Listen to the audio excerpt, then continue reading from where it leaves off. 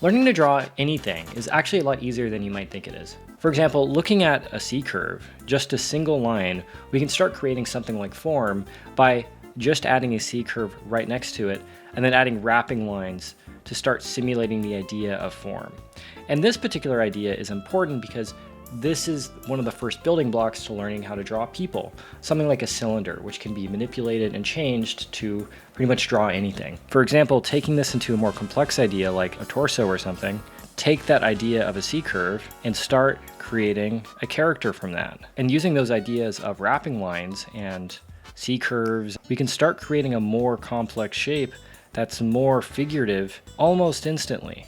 The act of just adding some basic primitive shapes underneath of that, we can start creating that idea of the being or a rib cage and pelvis.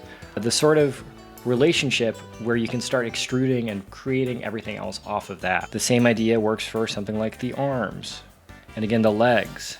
At a certain point when we hit a certain stage of a drawing, we can start injecting anatomy to emphasize that idea of wrapping lines.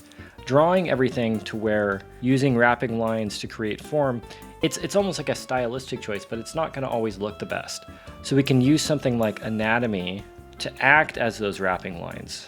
You're using anatomy to wrap around the form versus it being something that you're kind of adding in arbitrarily.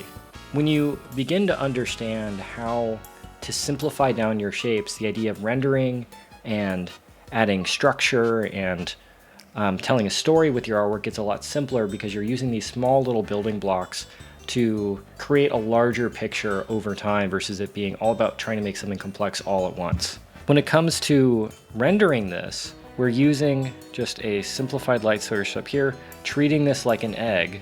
It's going to start coming together as sort of a more rendered object just by rendering it in the same way we'd render a cylinder or a sphere or any of that kind of stuff. And again, when it comes to adding anatomy and thinking of a more structural, story-driven approach, you're using anatomy as an excuse to push the form. You know, again, the underlying structure, almost like the physics of what's happening, versus it being something where just because you know what the radiobrachialis is doesn't mean that you have to put it in. So again, as simply as you possibly can, you're more likely to be able to think of this stuff and solve these problems because they're so simple. It's almost like making it idiot-proof.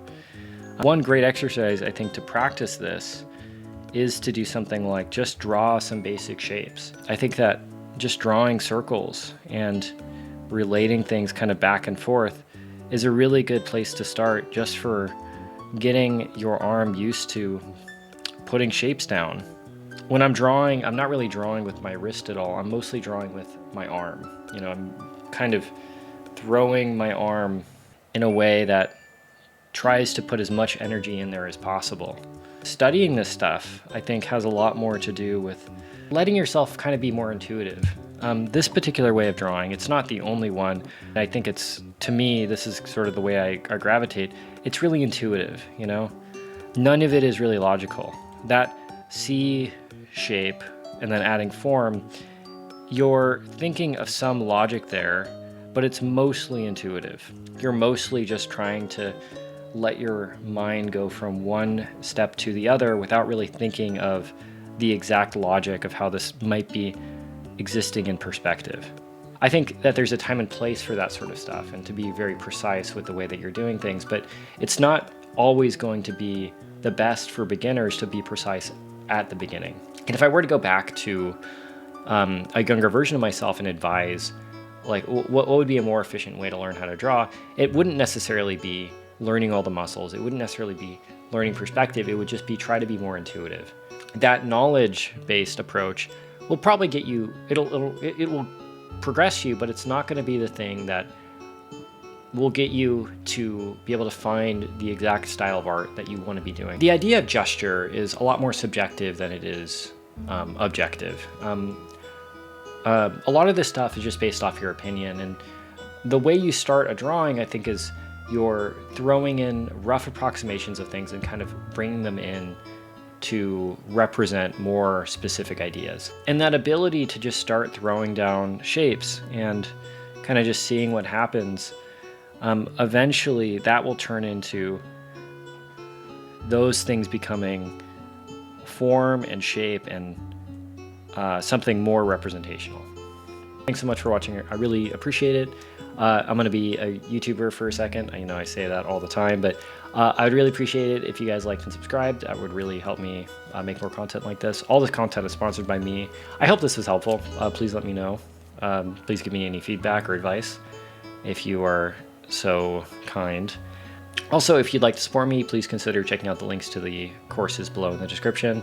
Again, all that stuff really does helping me make more content like this. Please like and subscribe. Again, that really does help me. And yeah, if you'd like a critique or if you'd like to be involved in my community, I have a Discord linked below in the description. Thanks again, and I hope you guys have a good one.